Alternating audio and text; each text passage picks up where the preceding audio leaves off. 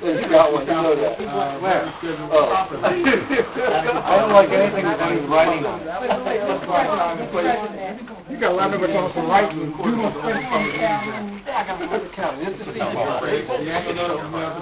Listen, I saw, I can read it in the newspaper. Person on the first floor bulletin board at City Hall and filed city clerk's office on July 1st, 2006. The agenda for this meeting was mailed, posted, and filed on April 20th, 2007. Madam Clerk, please call the roll. Present. Present. Present. Here. Here. Hey, Madam Clerk, this project portion of the main subject, school issues and tensions by Mr. Rodney Lawson, Superintendent of the Trenton Board of Education. However, I've been notified that Mr. Lawson will not be able to attend this evening's meeting due to emergent school issues. At some point in time, we will have to reschedule that meeting per se. So that portion of the meeting will not take place this evening regarding school issues with Mr. Lawson, Superintendent of Schools. So at this point, we'll move on to public comment. Before we do the public comment, for the administration, are there any issues, any resolutions, any notices that should be brought this way?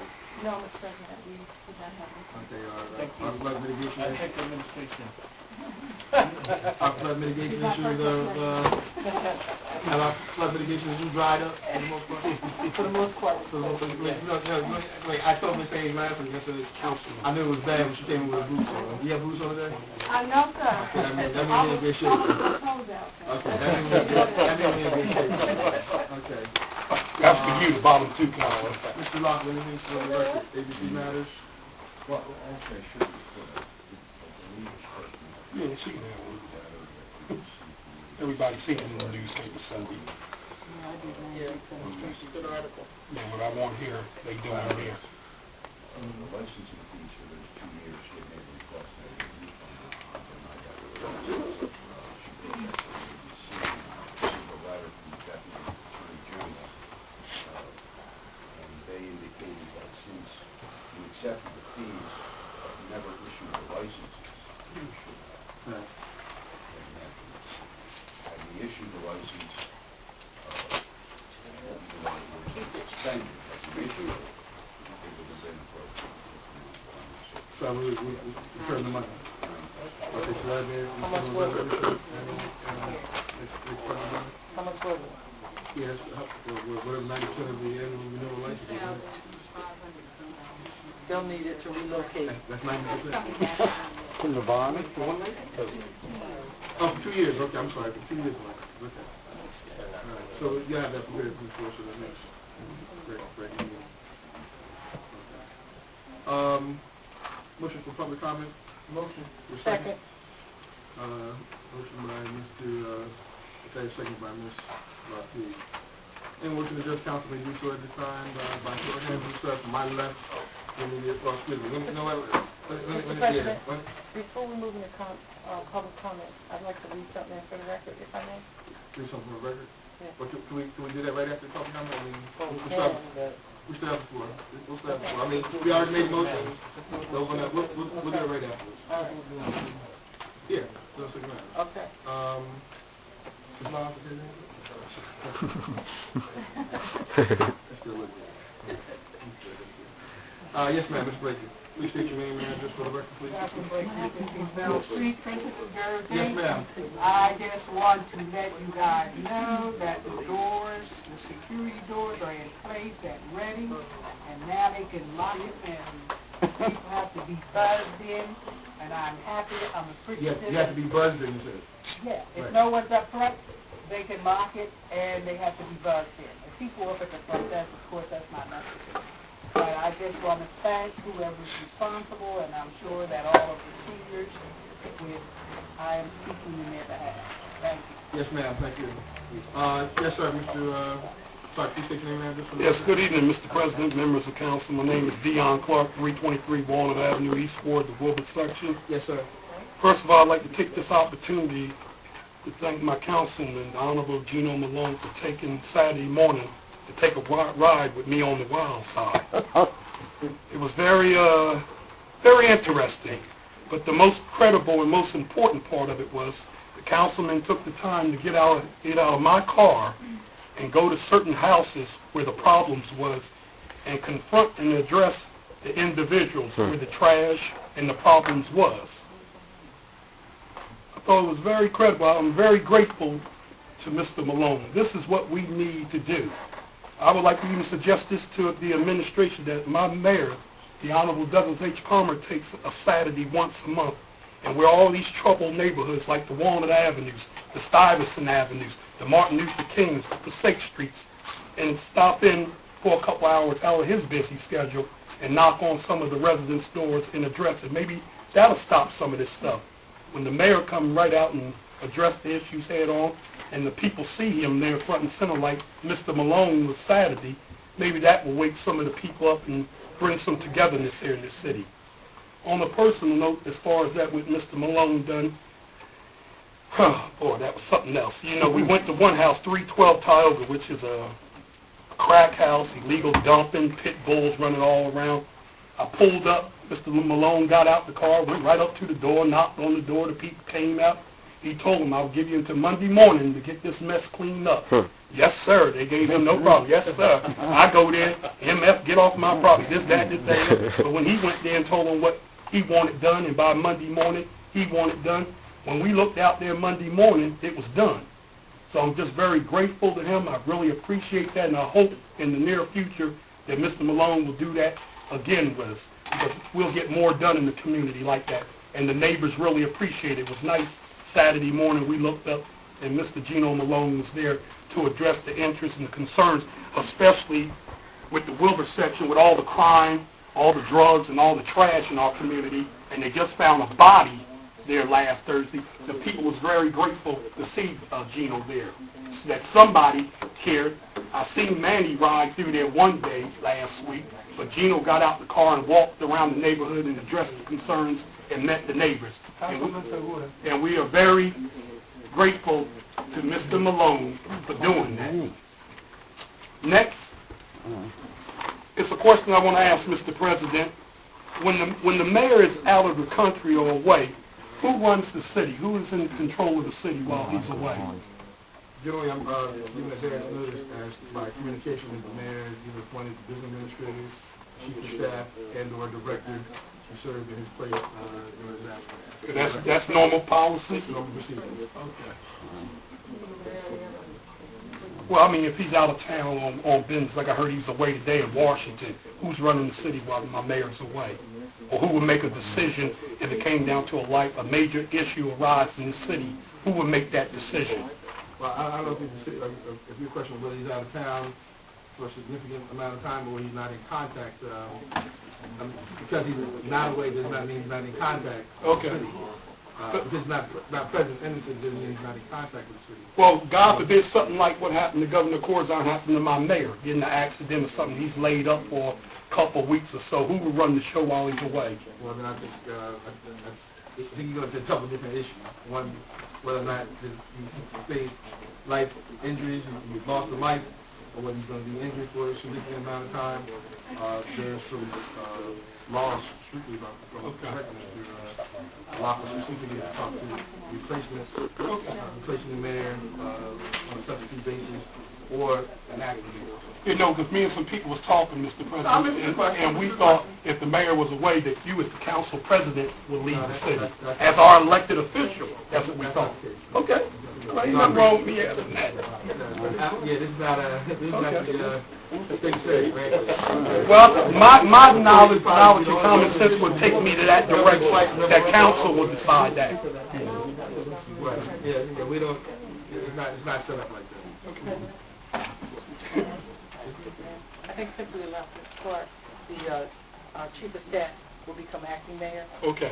and the business administrator will assist. The only time council would actually get involved in an administrative decision as such is if the mayor decided he was going to leave town forever and be gone. And then the chief would serve until such time an election will take place, the closest election would happen. Okay? Thank you. You're welcome. Okay. Thank you, Mr. President. Interesting. I thought I said something, but... Thank you, Mr. You said before we start, anything else? Well, I spoke with Mr. Malone. We had another tragedy in the Wilbur section, a murder, you know. It was odd because last week when we was here with the remark that Captain Messina had made, and then as we was sitting here dealing with the issue, it was a body being dumped in the Wilbur section. So I just found that to be odd. We do need more attention over there in the Wilbur section. Like I say, I'm very supportive of Joe Santiago and the Trenton Police, but it still doesn't take away from the Wilbur section being the worst neighborhood in the city of Trenton.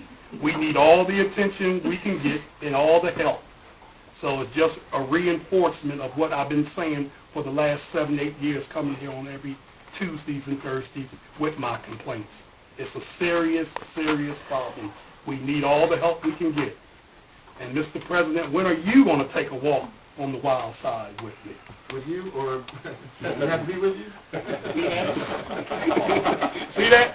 Thank you, Mr. President. That's it. Mr. President, Yeah, ma'am. just for the record, I'd like to clarify, that body was dumped there, and I too was concerned that somebody would have the audacity to murder somebody someplace else and then come into the city and dump a body.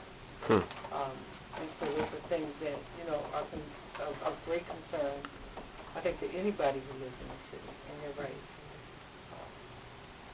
Councilwoman Latifah. That would lend to, Mr. President, as I'd asked before, for us to look into the cameras that we now have installed.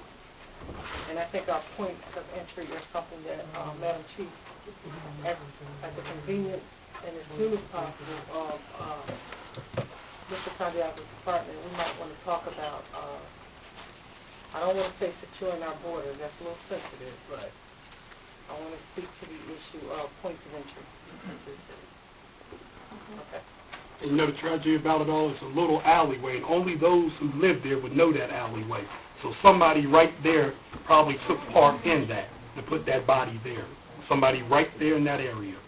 Thank you, Mr. President. Thank you, sir. Anyone else? Am I right? Yes, sir, Mr. Brooklyn. Please state your name and address for the record, please. Donald Brocate, 104 Cornwall Avenue.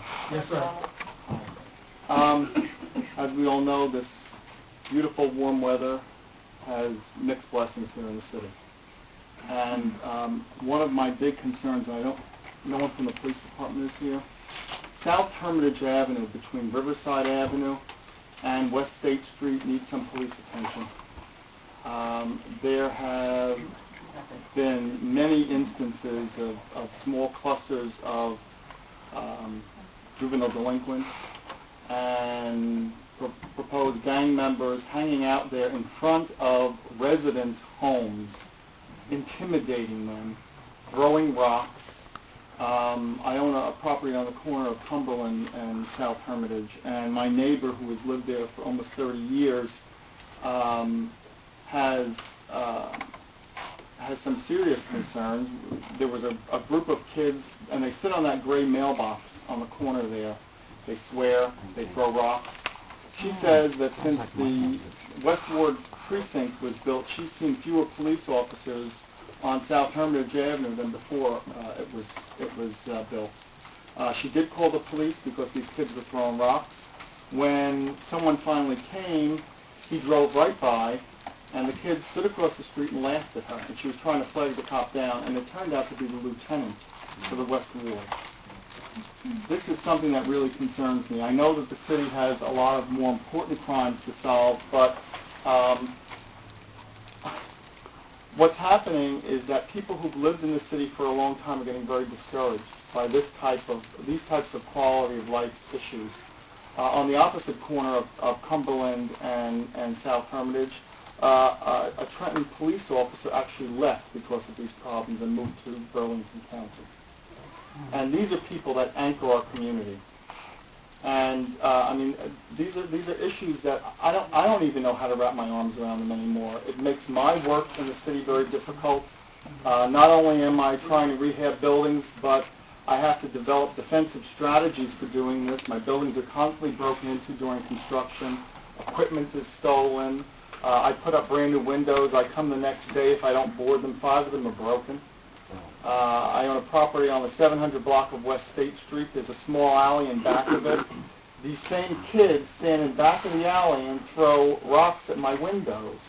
They broke the same window 6 times at $100 a clip to replace a double pane replacement window. I finally ended up putting wire mesh across the windows just to protect the windows. You know, it's I don't know what to do.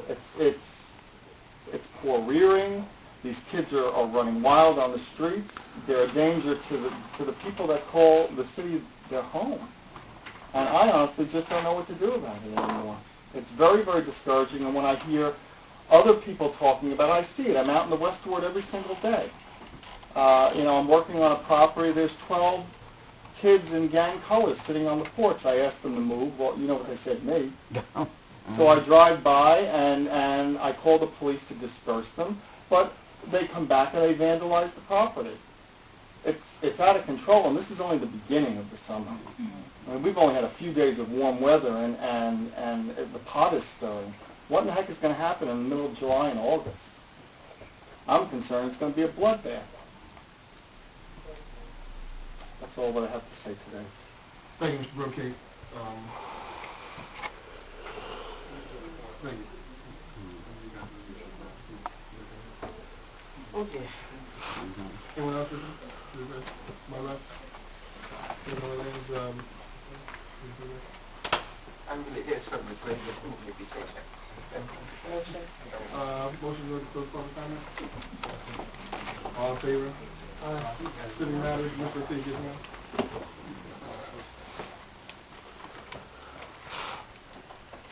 City manager. Mr. President, I'd first like to address Donald's concern. Yeah. He has legitimate concerns, but as you know, Westwood Advisory Board is working with Lieutenant Vasquez. Hermitage is one of our biggest issues. Hermitage, Stuyvesant, Oakland, and a few other streets. I strongly encourage you, Donald, to hang in there. It's working. It really is worth it. You're making a difference. And this is how neighborhoods grow. I was tempted to leave my neighborhood because of 2 neighbors who are totally out of control. And John Cipriano told me a long time ago when I first came to council, he said, whatever you do, don't leave your neighborhood.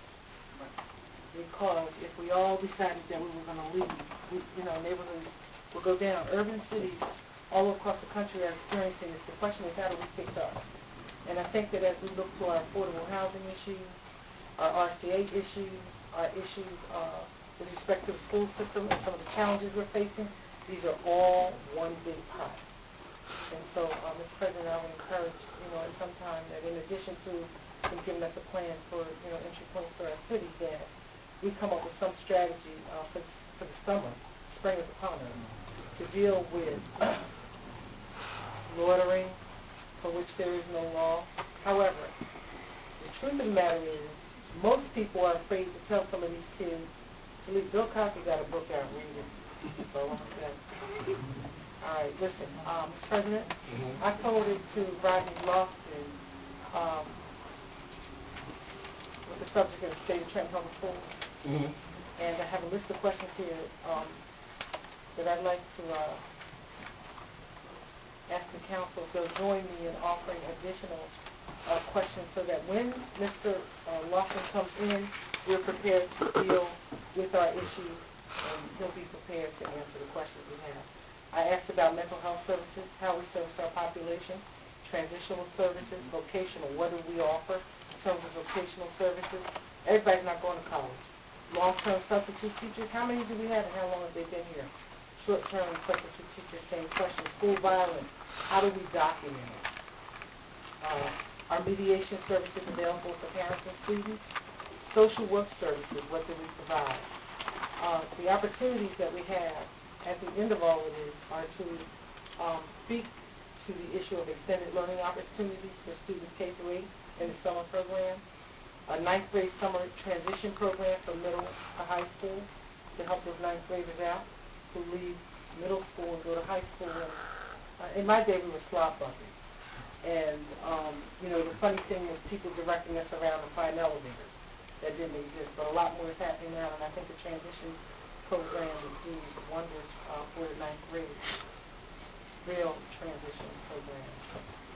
and the 9th to 12th grade summer credit recovery program for kids who have had challenges, that we begin to look seriously at preparing our kids for school, not just talk about it, but be about it. Be about it that from K through 8, we do what we need to do, but from the 9th to 12th grade, we help prepare them. Getting through college, it's a maze for me. And Councilman Bethea sent his kids to school, and he knows that getting information and finding things in the school system is maybe easier for him as a part of that institution. I mean, he's going to say that. But for somebody like me, whose kids graduated from Trenton Public Schools as well, it was difficult. For example, how many parents know that the mayor has a program for scholarships that there is, what's the name of it? Trenton First Initiative, that there's no criteria except that you go to a historically black college or university. Most parents don't know that as they're searching around for, the schools don't do a good job of promoting that program. That's one thing. Ms. Tribune and I were in a meeting last night just where that issue came up. But it's a big issue, and we need to be aware of it. I think that even at the summer credit recovery program, we can have a planning program that they plan either for college or for life skills or for vocational, for building and trades, but by the time they graduate, they have a plan. And that plan should actually be a part of a requirement for them to graduate. A written plan that spells it out with a vision, mission, vision, goals, and objectives. Alternative special services, now this is sensitive. But a lot of kids today like being suspended because it gives them time off from school. I like to recommend in-school suspension. And that the length of the suspension be determined by whatever special services they need. If it's going to be counseling, psychiatric services, drug and alcohol services, whatever it's going to be, that suspension includes those services as well. And that they be at an alternative place. I don't want to see the kids in the classroom suspended. I like them in another classroom, even if it's on the other side of the building, in-school suspension. Ewing has that program and it works very well. Also like to see a tracking system for alternative suspension students so that we can punch their names in and know where they've been and what they need. I don't want a social worker or a counselor at the high school or the junior high school or even elementary school trying to guess whether this child is in need of intense supervision or whatever their alternative services would be, should be already documented. Punch their number in, we don't use names anymore. And it should tell me that they are in need of after-school care or the family needs guidance and counseling because we are in homeschool reform, right? So, as we move forward, we have so many administrators making so much money and we can blame it on everybody else, the parents and administrators and teachers. We have some phenomenal teachers, by the way. And I think if we would unclick their wings a little bit and let them fly, we might see some tremendous results. But, Mr. President, just if you will, when he comes in, I'd like him to be able to answer these questions. So with that in mind, I'd like to give you a copy of it and ask you to reschedule it. You didn't forward those to them? To him, but I'd like you to have a copy as well, Mr. Okay. President. Well, matter of fact, we'll have a copy made for the entire council. And, Those are just some of my and we can suggestions. I'm just sure. forward that to Mr. a new copy, with possibly scheduled dates. I want him to be prepared for now. I'd also like to ask Ma'am, when he let comes me ask, are in, you insinuating too that the district has none of these programs in effect, or you just? I want him to tell me what he has. Right, okay. And then for the question that I've asked, I know they have, listen, see, my kids came through this system. So when he comes to tell me, I'm giving advance notice of what I'm asking. So when he comes in to tell me a lot of stuff, he's going to tell me is new. Okay, he's going to have to. Because 2 years ago they didn't have it. So he would have to tell me that they're new. I'm just simply asking for him to put this in a package for me and give it to me. Now I know what happens is, in a meeting like this, they bring in the kitchen sink and everything that would go in it. I'm looking for a clear, simple report that gives me this information. And then we can talk about it as well. But I need some opportunity, because he has 2 weeks advance notice again, to send that stuff ahead as I sent this ahead. So I'll have a chance to read his. And I know Mr. Thayer mentioned budgetary issues. You just want to talk about having to explain the district budget. And it's a policy. Especially what he's going to do with the 1.2 million. I'm sorry, Councilwoman. No, I just want to add that. I was going to add that on to it. Especially with the increase in violence and the $1.2 million. Did the city release that to the district yet, Chief? $1.2 million that he received when, Yeah, for security purposes? Yes. Okay. I just want to know how those funds are being,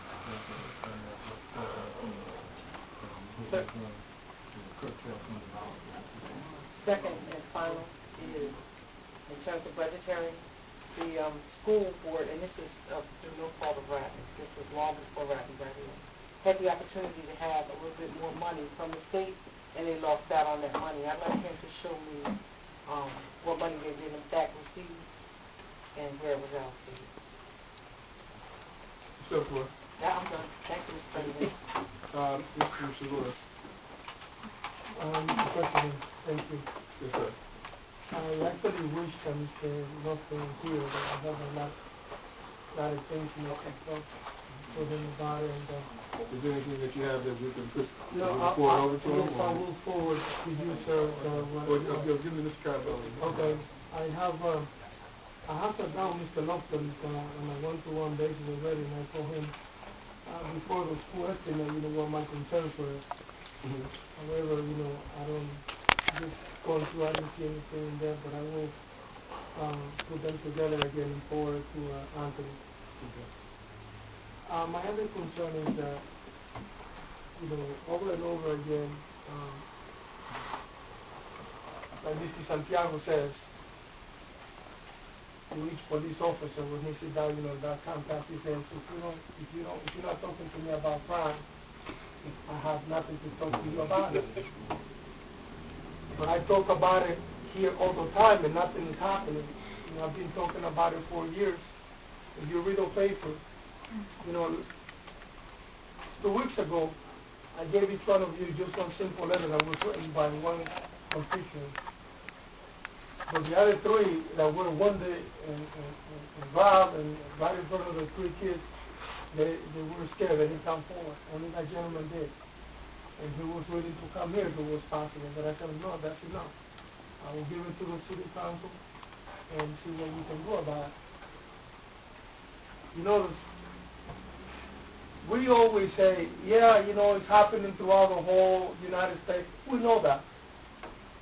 But here in Trenton, no matter where you are, you're sitting in your house at 12 o'clock, no matter what time you're sitting in your house, somebody knocking on your door is going to rob you. 12 o'clock, 11 o'clock, a.m. in the morning. And not just on isolated crime. This is 3, 4, 5. Over the weekend, there was at least 11 crimes. Just people stealing, plain blank, all over the place. In the west, in the east, in the north, in the south. All over. And I say this again. I don't know, Director Jackson, I don't know what we're doing about the lighting. However, if you know Mr. Santiago, you know why Mr. Santiago going to take, these big lights where he going to attack or whatever he's going to research, or find whoever's dealing with drugs or the bad elements? He brings a whole bunch of lights. And he put it in that corner. You know why? Because light spells safety. And where there's light, there's safety. And I know that, I'm telling you, and everybody that lives in the city of Trenton knows that the city of Trenton is dark. All over the place. And we don't pay attention. I told them many times, let's see Broad Street. It's dark. You start from right here from Market Street all the way, anyway, it's dark. There's no light. This is the capital city. And we don't do nothing about it.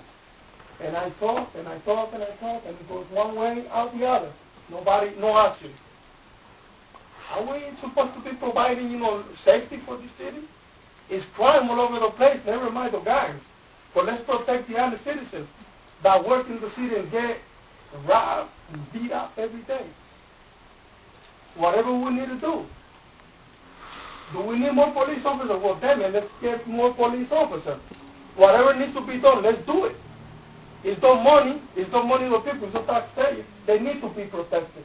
And I'm sick and tired already just talking and talking and talking and no action. We need need to do something about that. Because next time I might be sitting in my house myself. And the next day I'm dead too. Not that I am more important than any other ordinary citizen, but I don't want to die either. Not like that. And I over and over again, last time, my last term, I was talking about it. And I bring it back. And that's why sometimes, I don't blame Mr. Clark for saying whatever he says day in, day out, and day in, because we got to do something about these issues. We cannot just talk about it. We got to act upon it. We got to be proactive. And the city is in big, bad shape when it comes to crime. We know, one more time, the gang issue, we know where it's coming from. But what about this robbery, every day? 3, 4, 5, 6, 10 robberies. In the span of what? Not even 24 hours. Something got to be done.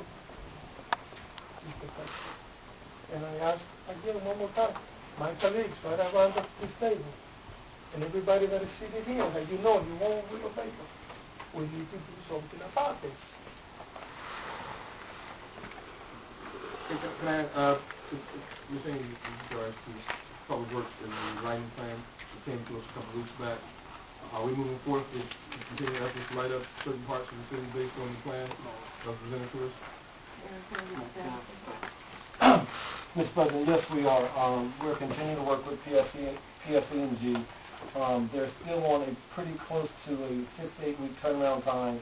The light that we request on some of the poles, specifically on Clinton Avenue, not on Broad, because the lights on Broad Street are at their maximum illumination. And I believe what the councilman is talking about, I went out shortly after his last conversation with me. The lights out there are lit. It's not like the lights are not lit and the poles are out. On Broad Street, there are a couple problems. On Clinton Avenue, where we spoke of before, there are a couple problems with the controllers in the box. PSNG have people who are working on them, but by and large, we are continuing the program that is working. When we're notified and/or I'm putting our staff on overtime in the evening to look at the lights around the city, we are putting the reports in, and it is a firm 6 to 8 week turnaround time. Is this a matter of just increasing the wattage? On some poles, and the majority of them we can, the whole stuff goes out on Broad Street at their maximum wattage. And the alternative that we face is either taking out the entire pole, putting in new fixtures, and have opportunity to increase the light. That's something I will be addressing and trying to put forth in the upcoming budget. I have no money to do that currently, but I will be addressing as a part of this plan in the upcoming budget. So we're progressing that program. It is moving forward. We're staying on PSNG. My staff is out in the evening, after hours, trying to see what poles are out beyond what's being reported to us via the police or through civic associations. Beyond that, other than the 2 people that I engaged to put out at night, we have no other staff that roams the city to report the outage. So we have to get it as we can get the information from civic associations, the police department that is out on the streets at night, and my folks that I do put out on limited overtime in the evening. Mr. President, I'd just like to add, Mr. Delore raised a valid point. Thank you. You're welcome. I just want to add, Chief, this number of police officers has been raised over and over and over again. What I'd like to do is, Anthony, like to know for this city and for this size, typical cities, urban cities that have the same problems we have, what do they do per square mile per police officer? That's number one. Then, Mr. President, I want to know how many active on the street police officers we have, okay? And if there's, in fact, what the need is, and we need to deal with that. If that means line item transfers or whatever, we need to deal with that. We didn't class it now. There's a class in now. So what I'm asking is, because it's valid, this is an urban city that experiences a great deal of crime, as urban inner cities do, particularly in the summertime. Do we have enough police officers? How many police officers do we actually have that are on the street working?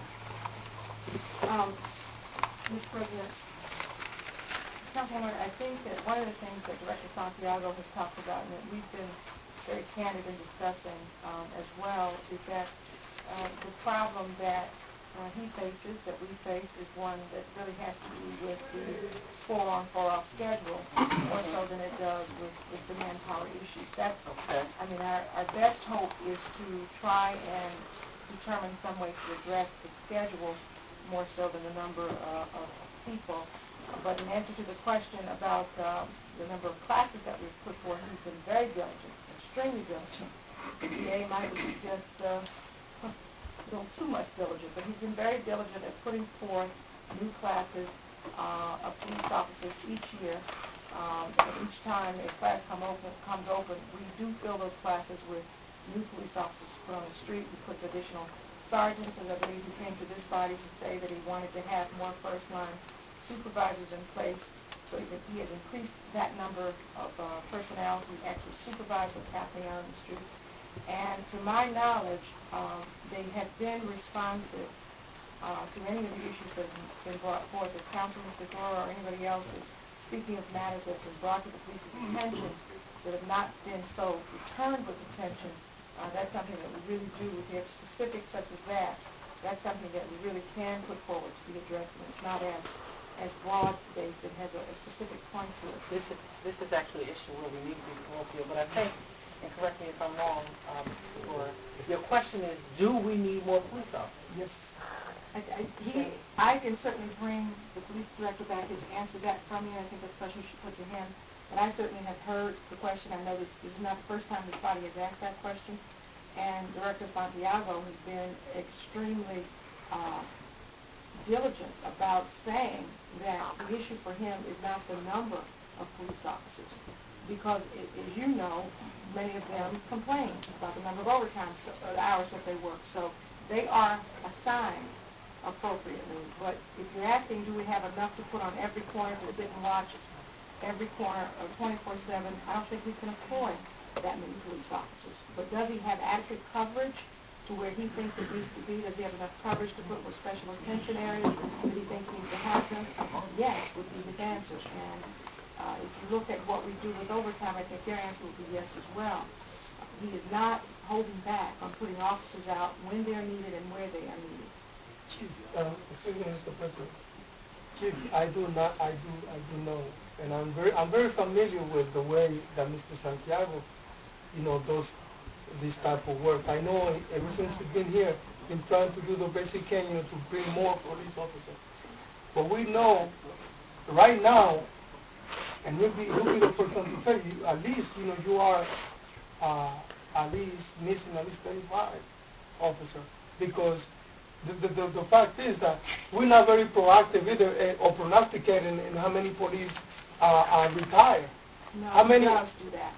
Right now, how many are ready to go? At least 20. I don't Soon. have it off the top of my head, but I can tell you that he is very much in tune with his attrition rate, and he does seek to put new officers in class to account for that.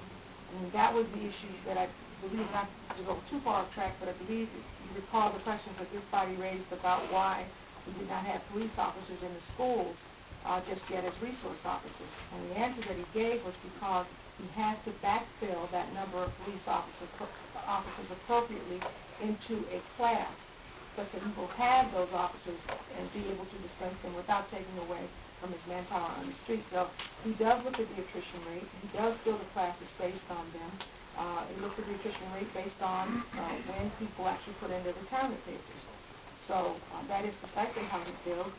We have not denied any of the requests that he has made for filling the police officer positions, as well as with the police aide positions. I think that this is not just put it on the laps of Mr. Santiago or anybody. I think this is something that belongs to all of us, to everyone that lives here in the city of Trenton, everyone that pays tax in the city of Trenton, everybody that cares about the city of Trenton. This is a team effort. This is the community effort. At the end of the day, we just need to find out, how we can get together and do this as a team, because it is frustrating. What do I do when 3 people, another family, 3 families call me? We're leaving, we're moving, we can take it anymore, we gotta go. I don't want my kids to, what do you feel? It's such a frustration, top of the head. The hands are tied. can do much. And we want everybody in the city to feel safe. That's what I want. I don't want it, that guy that told me that he was stabbed in the back 3 times, and his 3 kids were looking at him, while he's almost dead. I don't want it, facing that kind of stuff. Then we need to find a solution. I don't know, Chief. I don't know what it is, but we need to. I was just given the specific number on what we have, which is 284 officers. We budgeted for 282, have 284, and he does have a class now of 20 people, and that is to account for the expected attrition rate. As I said, he does plan according to attrition. He is filling the numbers. There's no question about that. What is the number of the police officer by tradition, according to the geographically settings in the city of Trenton? How many police officers do we supposed to have altogether? The ordinance allows for 290. 290? Yes. So if you're at 284, then you're 6 short of what the ordinance calls for or allows for. We were budgeted at 282, and we have 20 people in class now. That does not take into account the number of positions that he's filled with police aides to do civilian type duties, which would then allow more of those actually sworn officers to be on the street, which is another avenue that he's done. Again, I think, just to go back, what Director Santiago would tell you, and what he said to me before, and he said to us before, is that one of the biggest problems is the schedule. And there's no way of getting around that. The 4 of them, the 4 yes, on. 4 on 4 off is a particular problem for us. His way of accounting for that problem now is in large measure through overtime. The other question there's to ask me, what number would be that magic number that would be in terms of having enough officers on the street to provide adequate safety? Well, I would certainly, on that question, defer to his I'm being rhetorical in a sense. But I would tell you this is one thing I do want this body to understand, and because he has said it before, and it's certainly the confidence that the mayor has in Joe Santiago as the police director.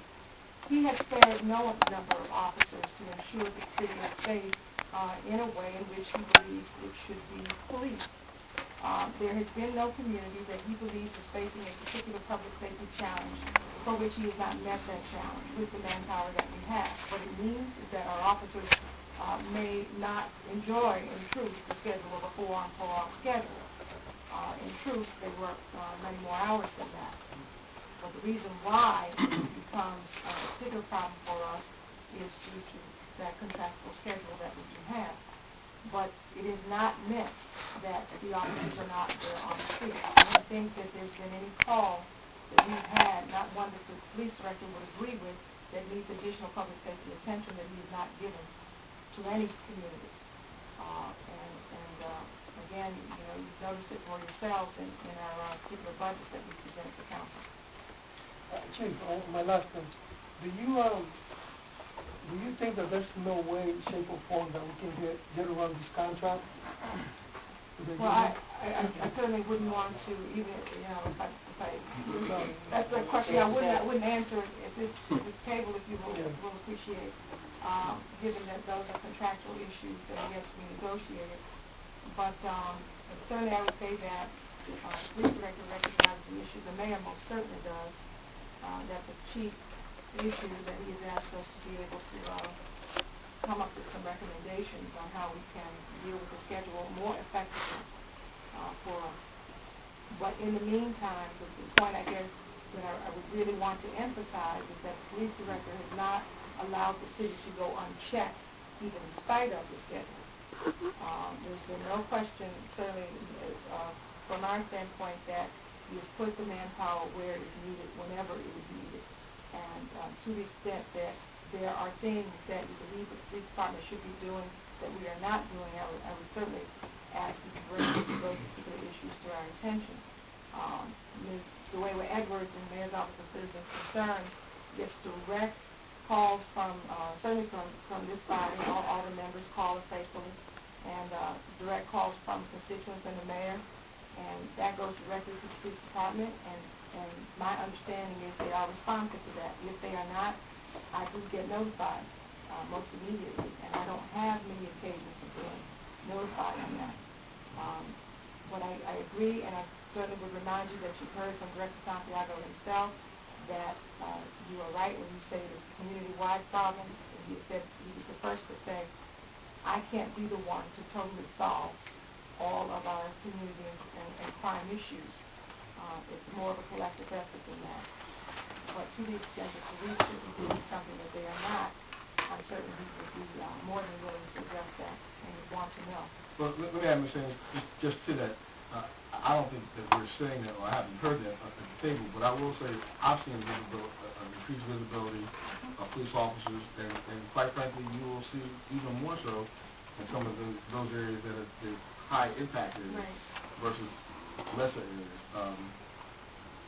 I agree with you, Mr. Segura, in terms of frustration of picking up the paper and reading about a murder or robbery or what have you. I mean, just recently in Philadelphia, they had 7 murders on a weekend. I mean, maybe 9 or 10, something like that. But you know, that's what they're dealing with on a weekend. A 3-day span, a 72-hour span, what we deal with in a 3 or 4 or 5 month span. It makes no sense. And hopefully, if we had officers out there that could prevent this, you know, maybe it may have been prevented. But you know, to say that it wouldn't have been prevented, would have been prevented, it's a tough call. If you had an officer out there, you know, as much as you want to be proactive, there's still more or less a reactionary type of profession to be in. You know, same thing like firefighters.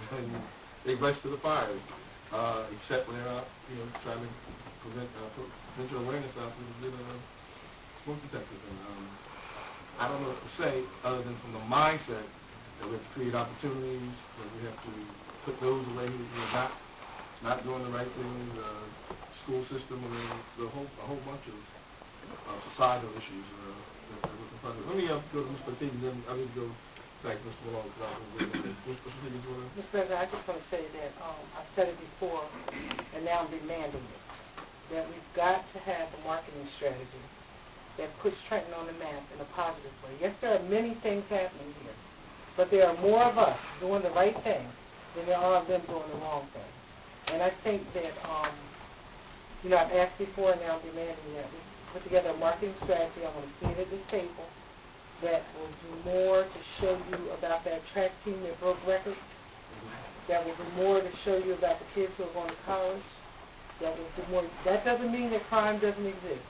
It's going to exist until we get that time. I told you that Caesar had games, right? You didn't know that, right? Caesar was a gang member. I like your own. He was a gang member. He had his own gang.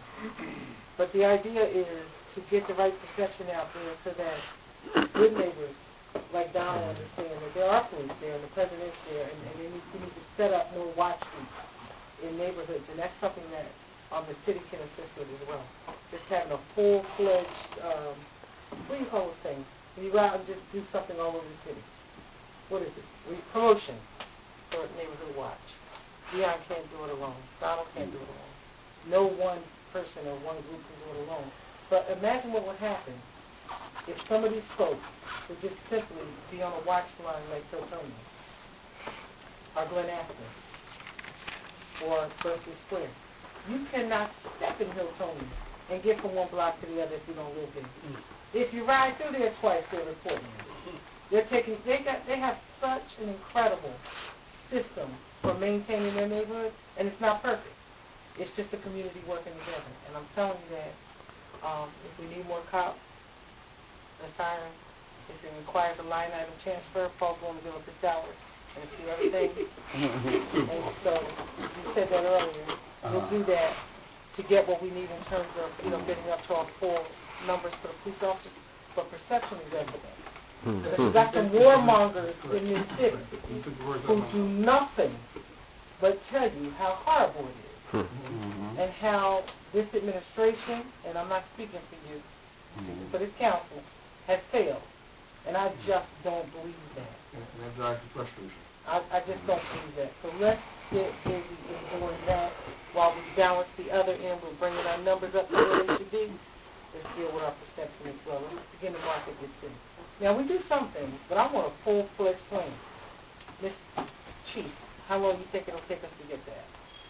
Just a plan. I have no idea.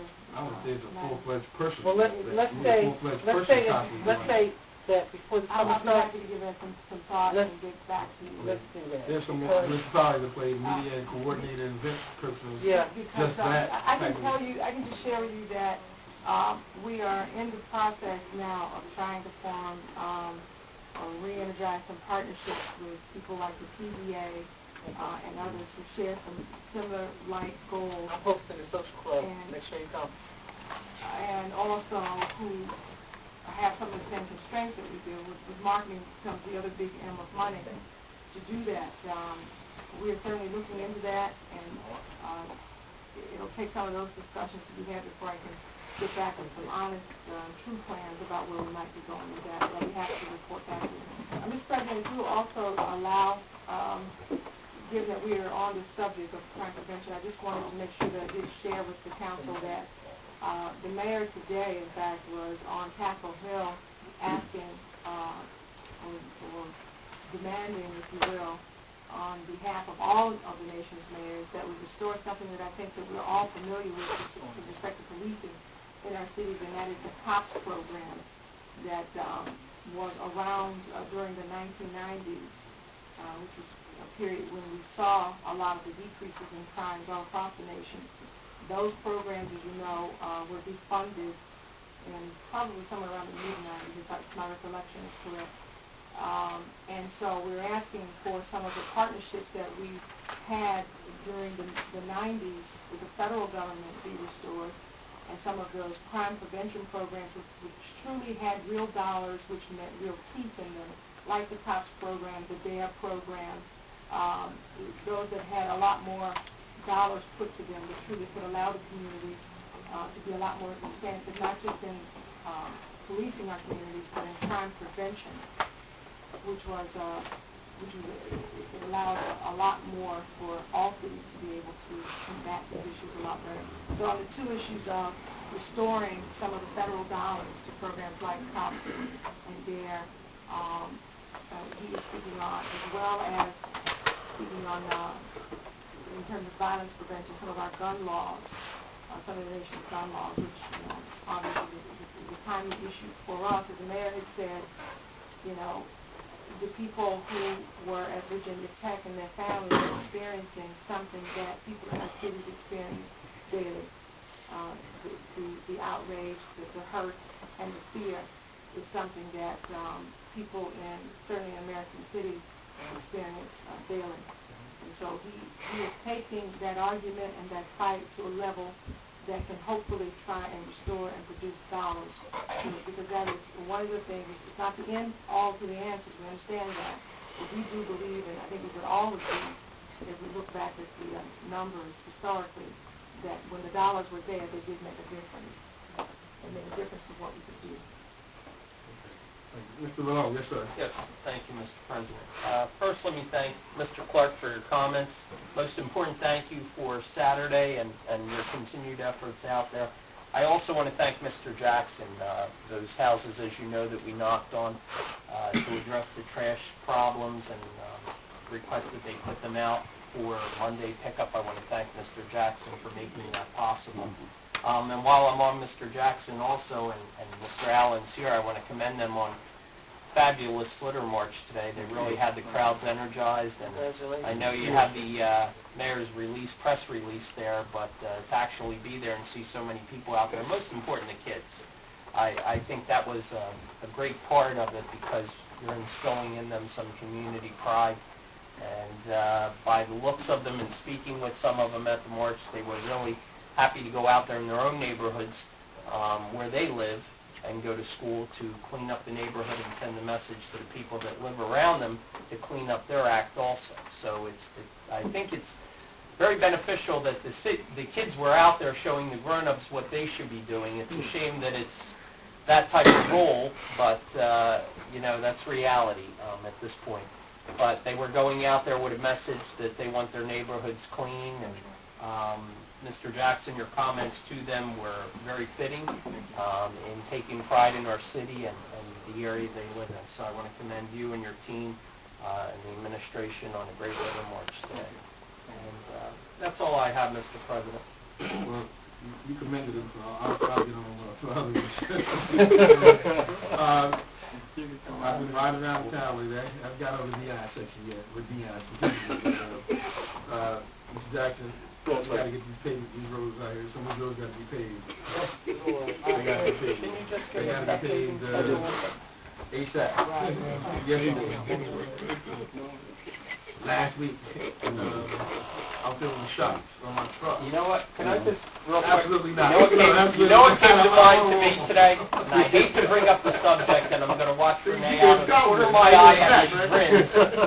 But if you go down South Clinton Avenue, with all the argument I get on the speed bumps being put in this city, and because of emergency vehicles, them not being able to be put in place. If an emergency vehicle has to fly down South Clinton Avenue between Greenwood and Hamilton and doesn't experience damage to its vehicle, no speed bump is going to do the damage that South Clinton Avenue would do. Now, I understand South Clinton Avenue is on hold because of the development.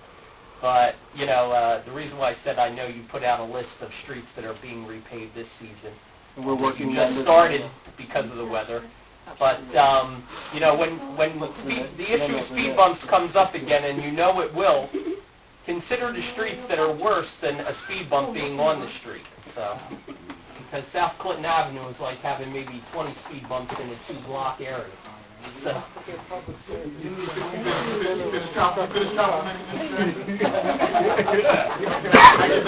know what? When I was driving here today, I was driving. He just pick it on the garbage up. I was going to see, can you play good counsel and bad counsel? But no, in all seriousness, but we got tax on the streets. And I know a lot of it is due to the snow and the different things, and asphalt being cut up and repairs and everything.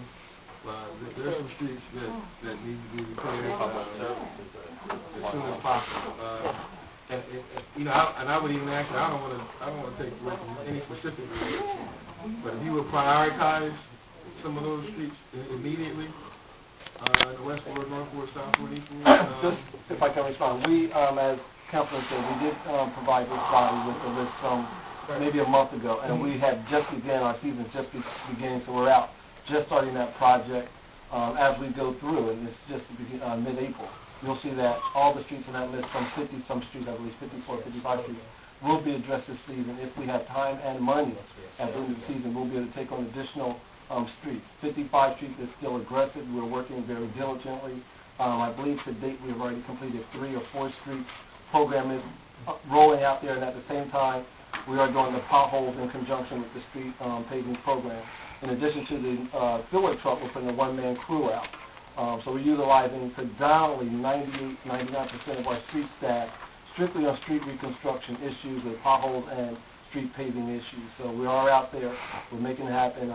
As we get closer to the end of the spring, you'll see more streets from that list come to fruition with our paving program. But we're out there right now, and it is happening. So you're actually in the process of paving the streets? Right now, barring the last few days of the hard rain that we had before the northeastern came in, we have started to mill 2 or 3 streets, and we're completing those right now. Okay. That's correct. So we're working. That's a priority. You can find a paving truck that's a public service truck. They come after them. Digging it up. Look for the public service truck. I get a 1, 2, 3 punch. Yeah. You want to make it full? You started with lighting. All right, thank you. I've seen all the business. Mr. President, yes, ma'am. Mr. President, for the good of the body, I make a motion. Your second? Second. All in favor? Aye.